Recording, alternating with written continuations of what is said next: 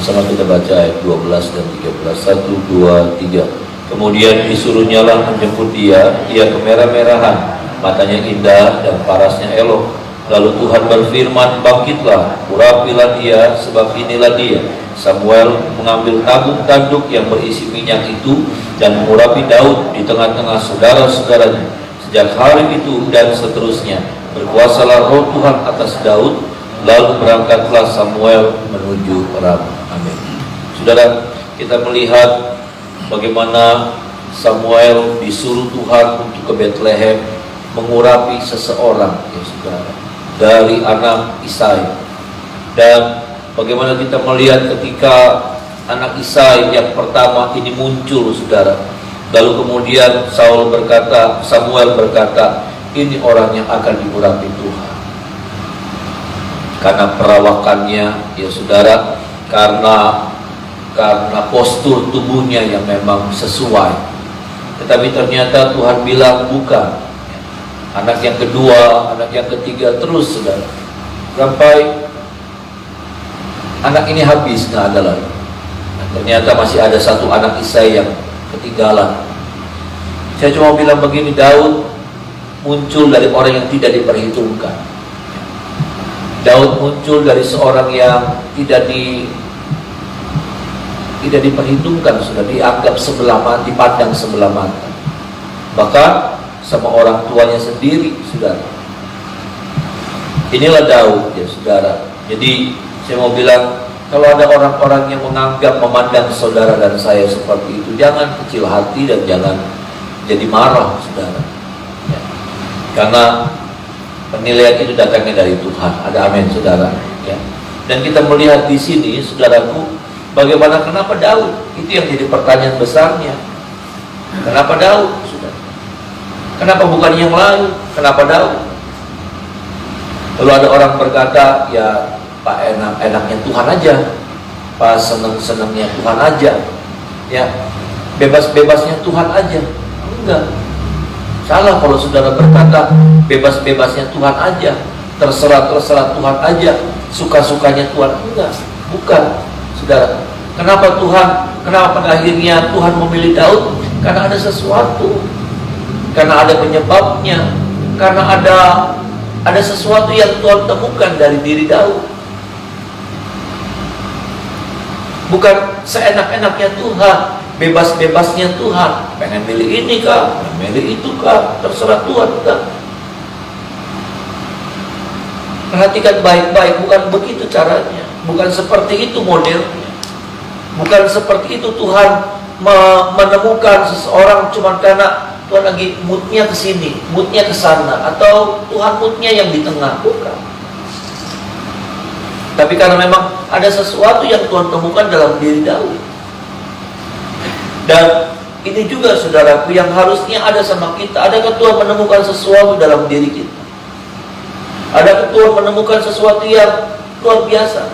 Adakah sesuatu yang Tuhan ketemukan dalam diri orang lain, tapi Tuhan temukan itu dalam diri saudara, dalam diri kita, dalam diri saya? Karena yang saya lihat, yang Daud, yang ada pada Daud itu sesuatu yang nggak biasa.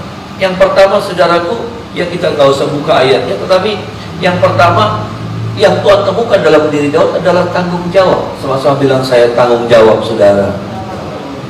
Ini nggak gampang. Ada banyak orang-orang yang lempar tanggung jawab, yang lari dari tanggung jawab, yang pura-pura nggak tahu, bukan saya ya, nggak ngerti saya sih. Ada banyak orang-orang yang seperti itu. Ada banyak orang-orang yang menghindar dari tanggung jawab. Ketika dia seorang pelayan Tuhan, ketika dia seorang majelis, ketika dia seorang pelayan hamba Tuhan, ketika dia seorang gembala, ketika dia seorang pemimpin, maka ada banyak orang yang kemudian ketika berhadapan sama tanggung jawab, ya, kalau sama hak, waduh, sudah, ya. Kalau bicara hak nih, saudara, saya. Tapi kalau bicara tanggung jawab, orang ngumpet. Kalau bicara tentang tanggung jawab, orang lempar-lemparan, kamu. Kenapa saya bilang tanggung jawab? Yang melihara dombanya Isai, papahnya Daud ini adalah Daud. Yang lain nggak mau. Ya, membosankan memang. Kenapa? Nggak ada kebanggaannya. Kalau melihara, kalau ngegiring domba 100 ekor tuh bangga. Tapi kalau kita berkata cuma 2-3 ekor domba yang dipelihara sama Daud, yang digembalakan sama Daud, bukan banyak. Kalau kita baca Mazmur pasal 23, Tuhan adalah gembalaku yang baik. Dia sedang menggambarkan tentang hubungan Tuhan dengan manusia, dengan umat itu seperti gembala dan domba. Dia dapat pelajaran itu dari mana? Dari menggembalakan 2-3 ekor domba, bukan 100 domba, bukan 1000 domba. Makanya apa? Orang-orang nggak mau, kakak-kakaknya nggak mau, nggak gengsi, nggak ada gengsi. Mereka lebih tertarik apa? Jadi pahlawan, jadi tentara Israel, bergabung dengan tentara Israel. Daud karena perawakannya, karena kondisinya nggak kepilih. Ya, akhirnya apa? Ini yang dikerjakan sama Daud. Tetapi yang saya lihat, Daud mengerjakannya dengan sebuah tanggung jawab. Ada amin, saudara. Sampai Daud berkata begini, kalau ada serigala datang, kalau ada apapun datang, dia hadapi. Dia bukan lari dari tanggung jawab.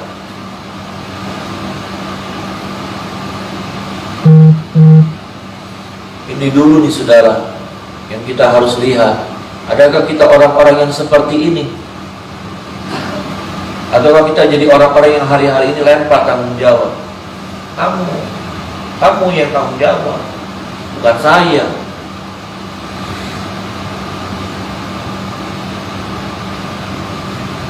Ini nggak gampang. Ini tidak mudah, saudara. Tetapi ini yang saya temukan. Tuhan lihat, Tuhan menemukan ini dalam diri seorang yang bernama Daud. Makanya apa? Makanya Tuhan pilih dia.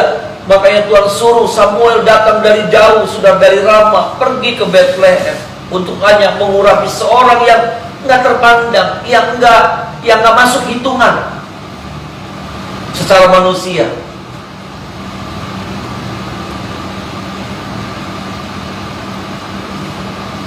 Hari ini nggak gampang, saudara. Mesti pikul tanggung jawab, bebannya orang, ya saudara, bebannya keluarga kita mesti tanggung, masalahnya orang, kita harus ikut campur tangan. Itu bicara tentang tanggung jawab. Bebannya orang, kita coba ikut pikul. Kenapa? Karena mereka adalah bagian daripada keluarga kita.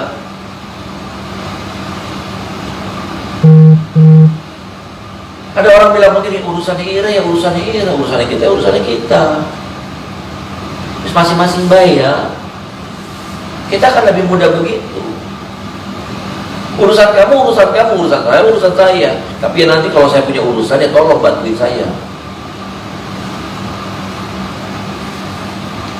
Kita sukanya begitu, saudara. Kita nggak mau tahu urusannya orang. Kita nggak punya, kita untuk peduli nggak ada, untuk bersimpati saja, apalagi berempati.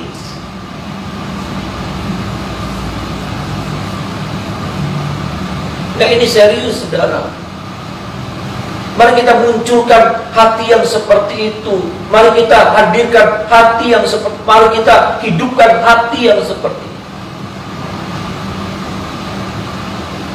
Ada orang-orang yang mau pikul sama-sama, ada orang-orang yang mau terlibat dalam masalahnya orang. Bukan mencampuri masalahnya orang, tapi terlibat dengan masalahnya orang, masalah keluarga kita. Mau ikut bantu, bukan cuma jadi penonton.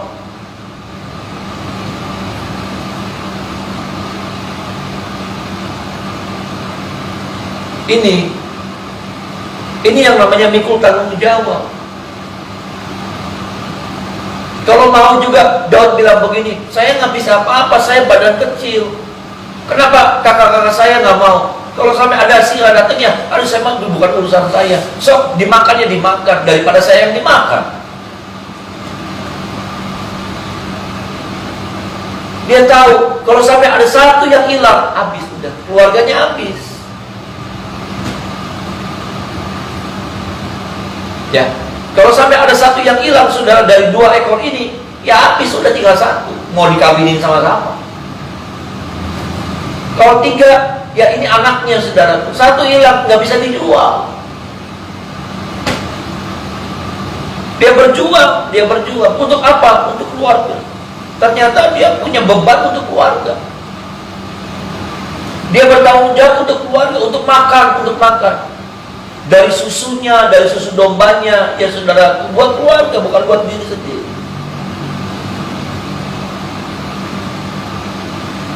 Ini dulu nih saudara. Ternyata yang saya lihat begini. Ternyata Daud dilihat sama Tuhan bukan karena sisi rohaninya. Benar ada sisi rohaninya, tapi dari sisi apa? Dari sisi keseharian. Dari sisi apa? Dari sisi kehidupan sehari-hari. Kita berpikir, aduh Daud hebat, Daud cinta Tuhan. Iya, tapi Tuhan lihatnya dari sisi keseharian. Yang kenapa? Karena sisi keseharian kita harus sama dengan sisi rohani kita. Karena kadang-kadang saudaraku, sisi rohani kita sama sisi kehidupan kita kayak orang mentang. Nggak sama, nggak berjalan seiras gitu. Ya, rohaninya ke sini, tapi sisi kehidupan sehari-harinya ke sini, bertentangan, nggak segaris lurus. Rohani mah hebat, kalau sudah rohani itu hebat. Tapi dalam kehidupan sehari-hari, jauh.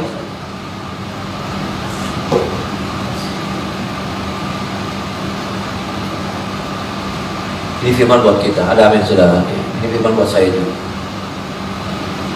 Supaya jangan sampai kita seperti itu.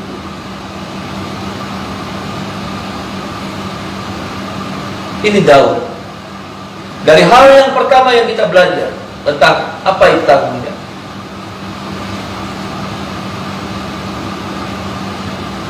Kita kadang-kadang ngumpat, kadang-kadang kita pura-pura nggak ngerti. Oh iya tahu. Oh saya ya. Oh saya yang mesti ngerjain. Aduh saya nggak tahu. Padahal kita tahu.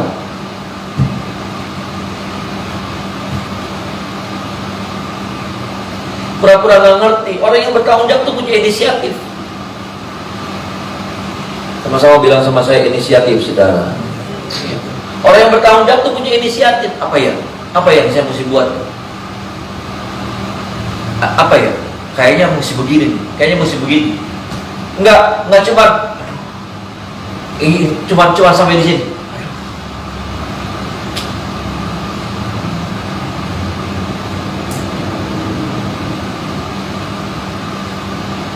Kita nggak bisa bertanggung jawab untuk banyak hal. Kita nggak mampu. Tapi paling tidak untuk keluarga. Paling tidak buat apa yang sedang Tuhan sedang berikan, percayakan sama kita. Apakah itu pekerjaan Tuhan, apakah itu keluarga, rumah tangga, anak-anak, pekerjaan saudara. Ya, kita nggak bisa bertanggung jawab atas banyak hidup orang gitu, nggak bisa. Kita nggak mampu. Saudara mati, saudara mati. Saudara nggak mampu, otak saudara nggak kuat. Energi kita juga terbatas. Tapi paling tidak ada orang-orang yang Tuhan taruh di hati kita. Ada amin saudara. Ada orang-orang yang Tuhan taruh di hati kita. Nggak ngerti kenapa, tapi Tuhan, nama-nama itu, keluarga itu Tuhan taruh di hati kita.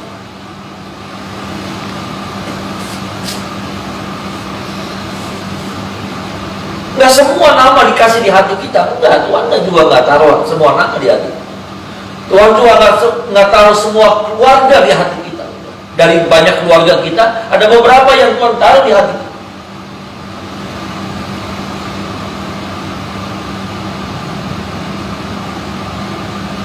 Tapi pertanyaannya, adakah kita meresponi? Adakah kita ikut andil? Adakah kita ikut turun tangan? Atau kita cuma nonton, tahu, cari informasinya, kenapa, bagaimananya, lagi apanya. Kalau cuma kayak gitu mah orang kepo sudah. Kalau cuma mau tahu bagaimananya, sedang apanya, kenapanya, kondisinya bagaimananya, cuma kepo.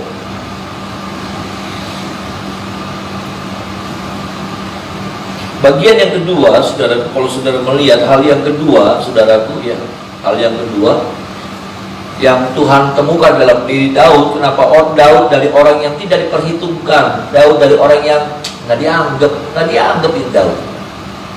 Tapi Tuhan melihat nilai-nilai yang Daud bangun, ya saudara. Ayat 18, sudah sama-sama kita baca. Ayat 17, ayat 18.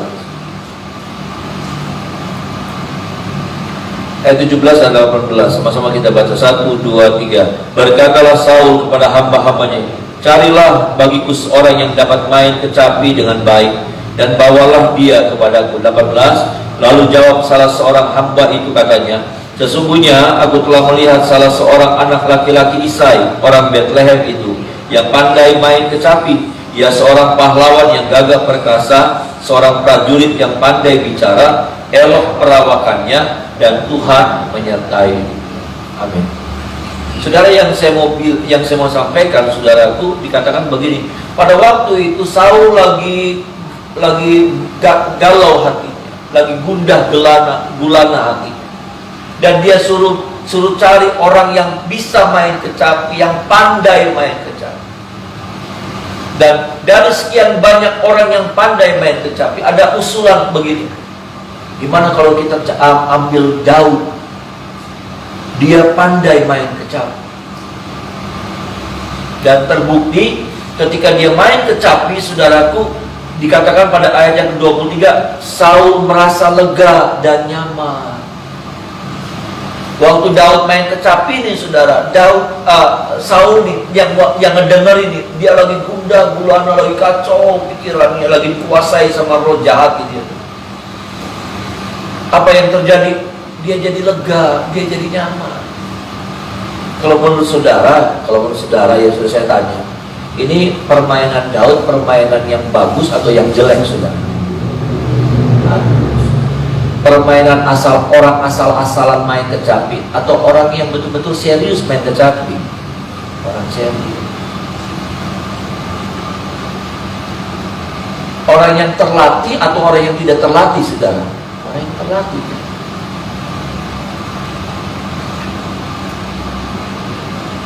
Daud latih dirinya. Dia latih, ya. Daud tuh dipilih bukan dia nggak punya apa-apa, dia nggak punya kemampuan apa-apa, dia nggak punya keahlian apa-apa, dia nggak bisa apa-apa, bukan. Tuhan pilih seseorang bukan orang itu nggak punya apa-apa. Kalau orang itu nggak punya apa-apa, berarti apa? Orang itu malas.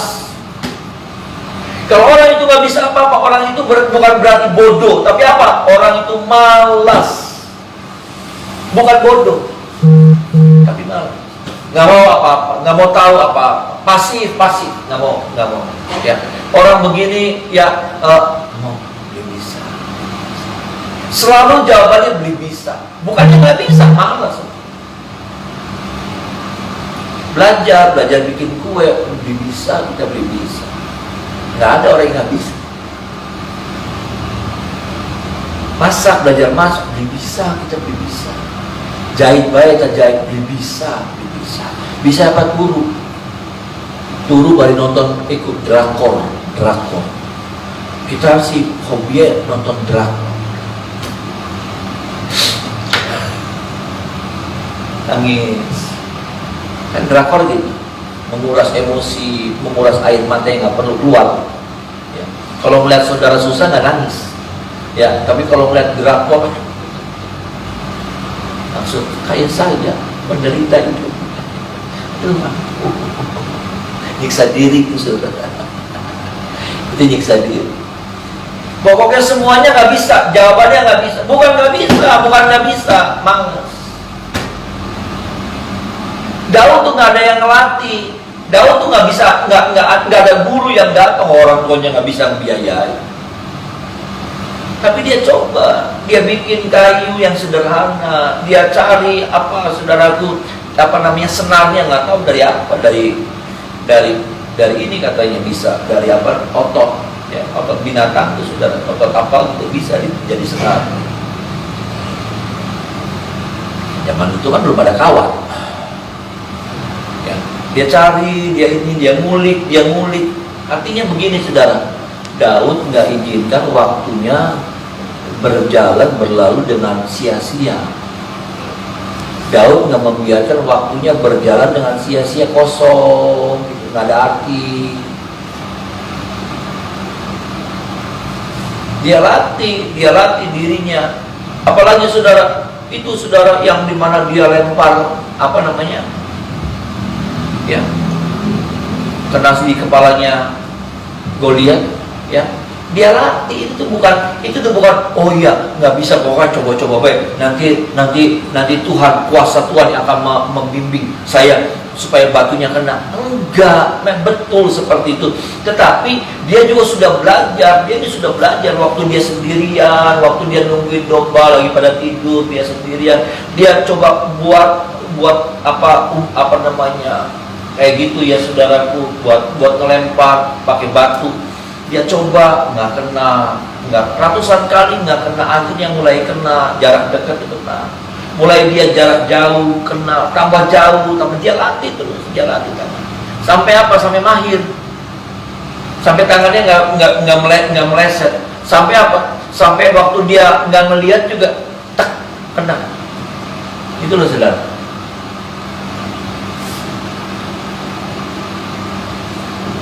Dia bukan asal-asalan lempar. Wah, buat muterin dia juga nggak ngerti. Aduh, pokoknya Tuhan dalam nama Yesus. Bukan. Tapi dia memang sudah terlatih dulu tangannya, gerakan tangannya muternya kayak apa. Dia udah tahu nih saudara, kencangnya seberapa. Dia udah tahu sampai di mana lemparannya gitu saudara. Dia udah terlatih. dari yang menceng sampai tempat fokus dah.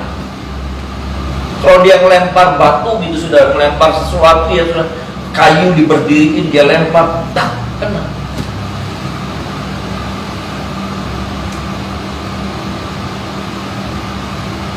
Jujur kita terlalu banyak membuang-buang waktu untuk hal yang sia-sia. Kita terlalu banyak buang-buang waktu. Kita terlalu banyak bersantai sampai akhirnya nggak ada sesuatu yang terbentuk dalam diri kita. Nggak ada sesuatu yang istimewa muncul dalam diri kita. Kenapa? Karena waktu terbuang dengan sia-sia. Berjalan tapi terbuang dengan sia-sia. Daud enggak. Daud waktu nganggurnya, waktu dia sudah merasa aman, semua sudah aman, dia coba lagi. Domba-dombanya udah kenyang, tidur, ya saudara, tidur. Dia mulai lagi. Dia nanti main kecapi, ya saudara. Dia bikin dari pohon apa, dia cari bagaimana, dan dia mulai latih. Dentingannya seperti apa, nggak asal-asalan. Nggak asal jombreng.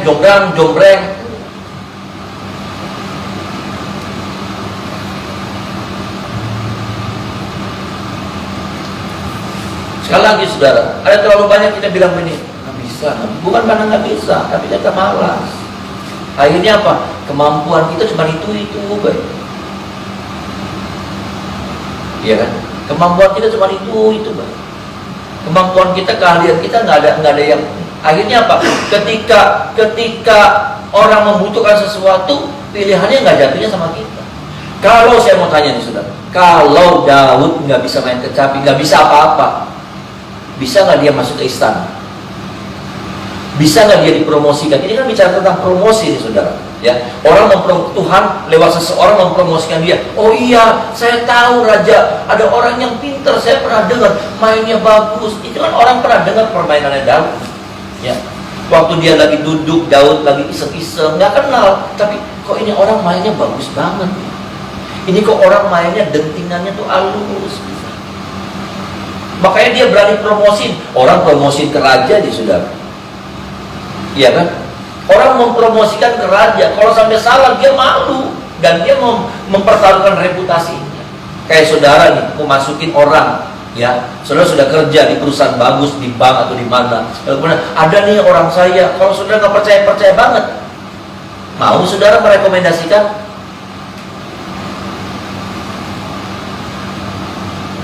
Dia tahu, dia pernah dengar, beberapa kali dia dengar, selalu permainannya bagus, Daud. Selalu permainannya cantik, selalu permainannya tuh aduh, ke bawah gitu, perasaan tuh ke bawah.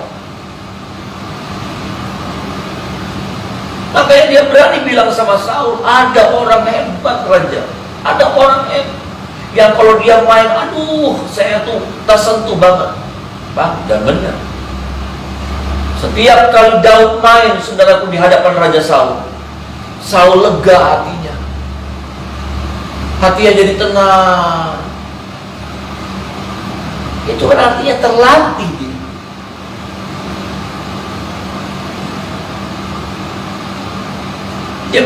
Dia bukan cuma nongkrong, tapi cari tahu apa, belajar gitu, belajar di mana saya nggak punya keahlian, tapi saya belajar. Oh begini, memperhatikan, nggak cuma kebengong ngelamun jadi orang kaya. Aduh,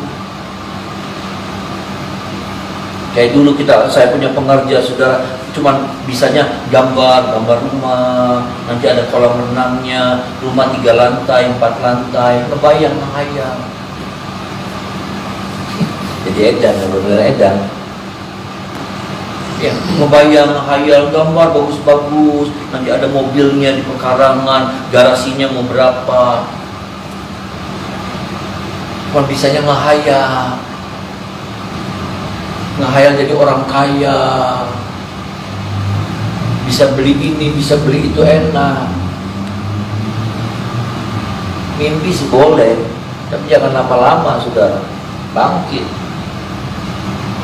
bangun, dan mulai bergerak. Saya nggak menyalahkan mimpi. Kalau sudah punya hayalan bagus, tapi nggak boleh cuma mimpi lalu kemudian saudara tambahkan mimpi saudara dengan apa? Dengan satu pembuluh yang besar. Apa itu? Malas. Mimpi tapi malas. Makanya apa? Belajar ini tak beli bisa. Kita mau beli bisa. Aduh, beli bisa apa kita sebelum malas. Binatang dilatih, saudara. Binatang dilatih, dia bisa.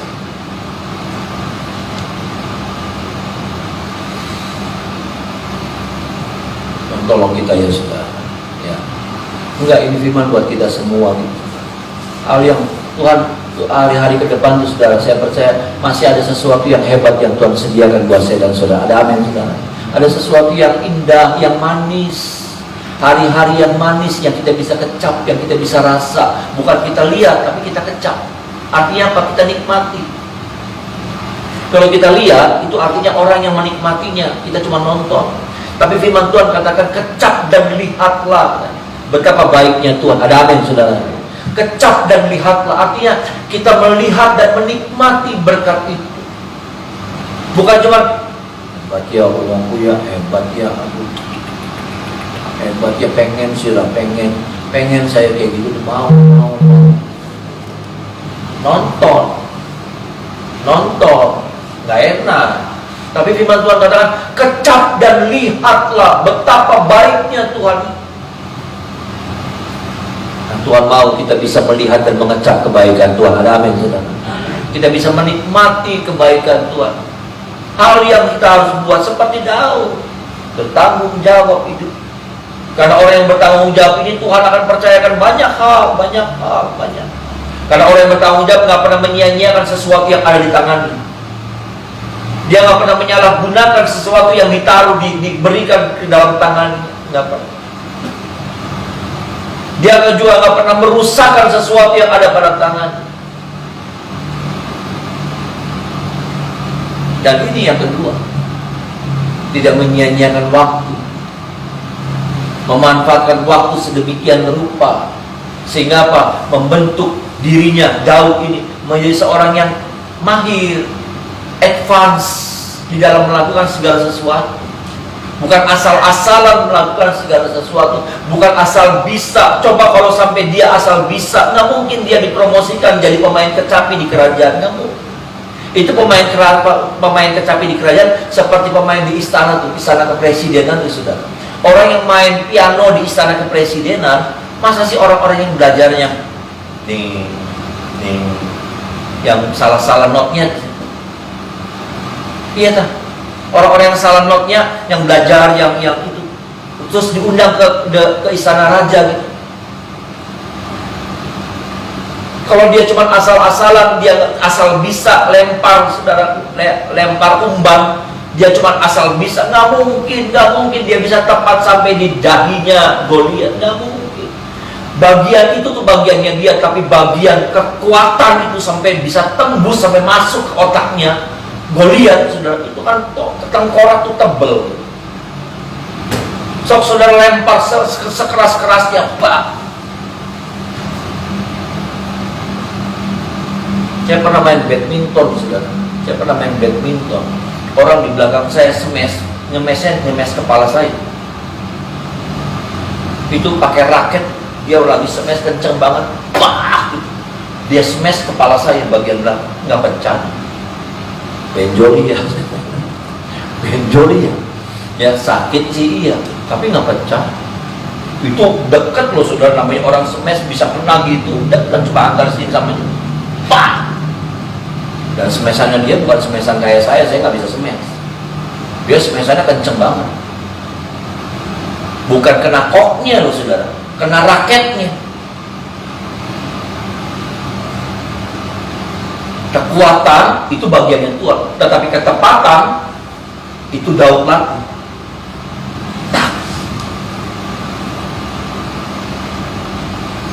Ini yang saya bilang, bagian-bagian yang kita nggak bisa buat, itu bagian Tuhan yang buat untuk saya dan saudara.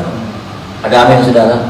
Bagian-bagian yang kita nggak bisa lakukan, itu bagian Tuhan lakukan buat kita. Tapi bagian-bagian itu harus ada bagiannya kita yang harus kita lakukan. Nah, itulah anugerah. Anugerah itu bukan 100% dari Tuhan. Kalau 100% dari Tuhan, itu artinya kita malas. Kita nggak mau ngapa-ngapain. Kita cuma bilang, ya Tuhan sih, Tuhan, ayo Tuhan, ayo si Tuhan. Enak banget.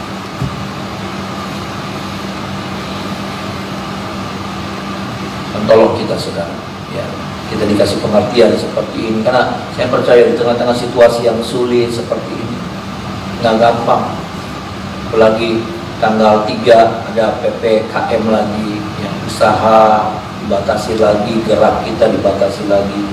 Tapi ya udah, saat-saat kita lagi diam, kita latih diri kita dengan sesuatu yang kita buat, sesuatu yang berguna, yang bermanfaat. Enggak cuma ngelamun, menangisi nasib. Aduh, nama angel baik uripku. Aduh, memelas diri terus. Aduh, priben. Aduh, dagang beli laku. Aduh. Ada banyak orang-orang yang akan berbuat seperti itu. Tapi saya berharap saudara bukan orang-orang seperti itu. Ada amin, saudara? Saudara bukan orang-orang yang kemudian cuma memelas diri, bengong, longo, sambil melihat kayaknya tuh hidup tuh kan gelap. Enggak, hidup saudara nggak gelap, hidup saya nggak gelap. Ada terang Tuhan, ada pengharapan. Amin, saudara. Ada terobosan, ada amin, saudara. Latih, manfaatkan. Apakah sudah berdoa, apakah sudah memuji Tuhan, apakah sudah menyembah, atau sudah melakukan sebuah aktivitas-aktivitas yang berguna, saudara. Sudah mulai coba putar otak, apa sih Tuhan yang saya mesti buat, minta sama Tuhan petunjuk, apa sih Tuhan yang saya mesti buat. Ya, ini waktu-waktu begini apa sih Tuhan kasih hikmat sama saya sih Tuhan, supaya saya nggak mau diem, Tuhan, saya nggak mau diem. Saya percaya lewat tangan saya Tuhan berkati saya. Ada amin, saudara. Saudara berdoa begitu, lewat tangan saya nih Tuhan, lewat tangan saya bisa berbuat, saya bisa menghasilkan hal-hal yang luar biasa. Tolong sih Tuhan kasih hikmat sama saya. Artinya begini, Tuhan akan lihat begini, oh ini orang nggak mau diem nih. Amin. Ya, ini orang nggak mau diem, ini orang yang nggak mau menyerah sama keadaan. Nah, Tuhan suka, saudara, sama orang yang menyerah sama keadaan, yang hopeless, yang cuma bisanya nepuk jidat baik, aduh, nepuk jidat baik, terus mungkin sesuai, saudara hitam ini, jidatnya hitam.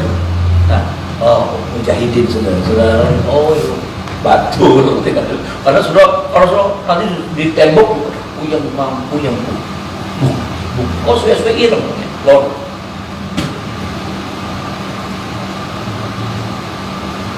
ayo sih saudara, ya. Kalau waktu-waktu mau saudara ini sudah datang sama Tuhan, menyembah Tuhan, sambil minta pertolongan Tuhan, sambil minta petunjuk Tuhan, sambil minta Tuhan anugerahkan sesuatu sama kami. Kami nggak ngerti Tuhan, kami seperti menghadapi jalan buntu. Tetapi bukankah Tuhan punya banyak jalan untuk diberikan buat saya, jalan-jalan baru? Ada amin, saudara? Tuhan punya banyak jalan. Seperti Tuhan waktu Israel menghadapi laut yang beraut, Tuhan punya banyak cara untuk bisa membebaskan mereka melewat ini bangsa Israel dari laut yang beraut. Waktu menghadapi sungai Yordan, Tuhan juga punya cara yang berbeda. Bukan lagi ada angin kencang membelah laut, membelah air, enggak. Tapi apa? Lewat apa, saudaraku? Para imam injak ini air sungai Yordan terbelah. Caranya beda. Saudara juga nggak bisa bilang begini, aduh Tuhan waktu yang kemarin tuh awal-awal COVID caranya begini. Mungkin Tuhan punya cara yang berbeda untuk kali ini. Minta hikmat Tuhan, ya, minta petunjuk Tuhan. Ketika engkau melibatkan Tuhan, Tuhan tuh suka, saudara. Tuhan tuh senang. Tuhan tuh bukan kayak saya. Kalau saudara banyak pagem. Tapi kalau Tuhan itu saudara, kalau Tuhan semakin saudara bilang ini, semakin sering saya dan saudara panggil Tuhan, dia tuh semakin suka, semakin jatuh cinta sama kita. Ada amin, saudara? Semakin kita Tuhan, semakin suka dia, semakin luluh hatinya. Itu yang saya tahu. Itu yang saya tahu. Semakin kita banyak berseru sama Tuhan, semakin tangannya